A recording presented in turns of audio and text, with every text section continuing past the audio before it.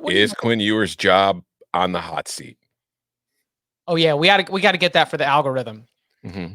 When will Quinn Ewers get Wally pipped by Arch Manning after Arch Manning had 5 touchdowns? 1, 2, 3, 4, 5. 5 touchdowns in a blowout win against UTSA. In like two quarters. Called this. Yeah. What?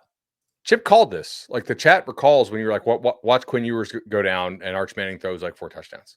Mm-hmm. Yeah. Mm-hmm. Yeah. Chip is an oracle. No, for everybody there's a lot of statistical evidence to suggest I'm not a total oracle. Blind squirrel nut. You know how it goes. But sorry, bud. I mean, dude, you almost beat me in fantasy tonight because you drafted Arch Manning as I think a joke in like the last round of the fantasy draft, and he went. Not a joke. Okay, a serious strategic move which actually looks absolutely brilliant on your part, dude. Yeah, yeah. Quinn Ewers has got a punch card at the infirmary. You know, he's about to get a free sub.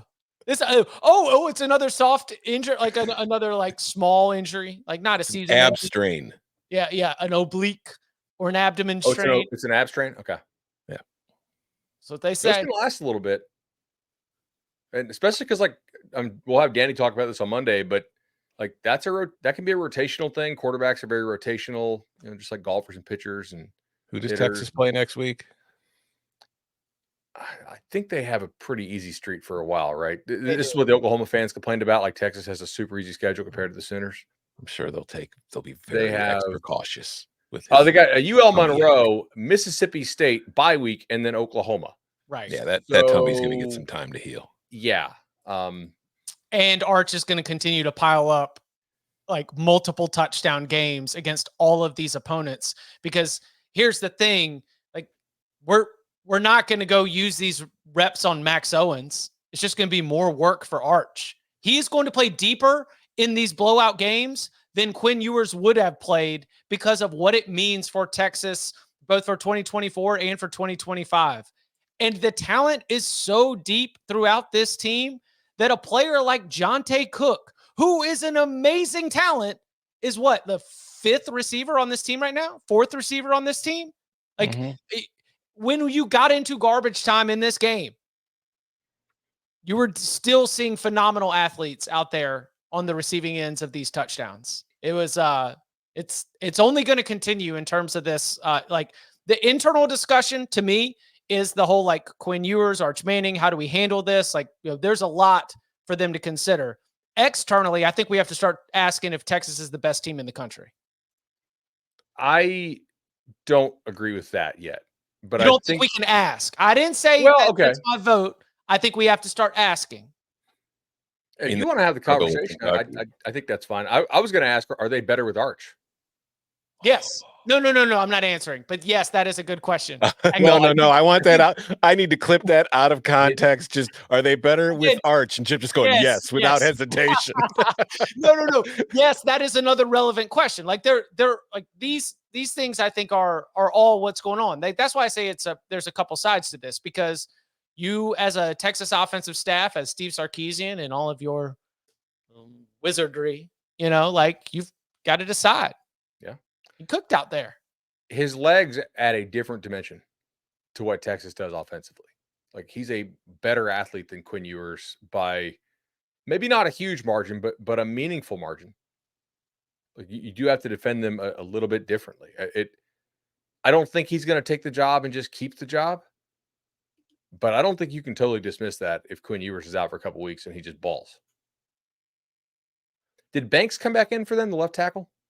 No. Muhammad was, so that was the other thing. Texas lost Muhammad.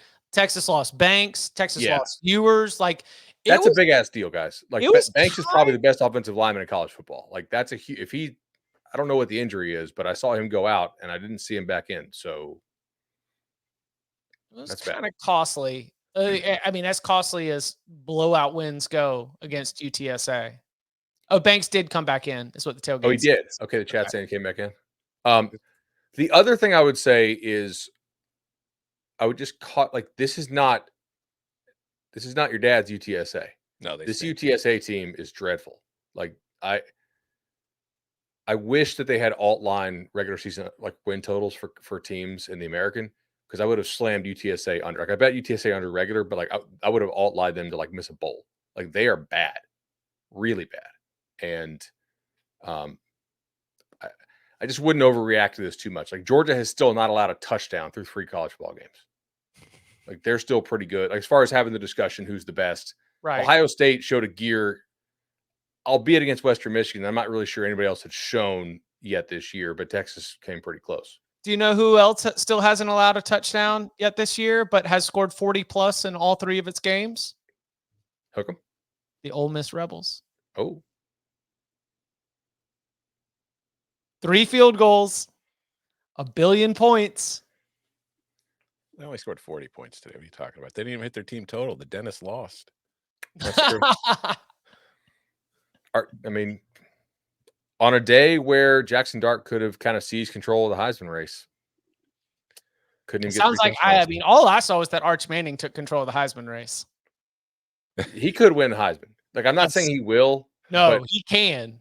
If he beats Georgia in 5 weeks. No, don't say come on. You know. You know it. You know Arch Manning can win the Heisman in 2024. Actually, pull the clip. Do you think he's going to play enough? I called this on CBS Sports Network. They were like, "Bud, give us a long shot."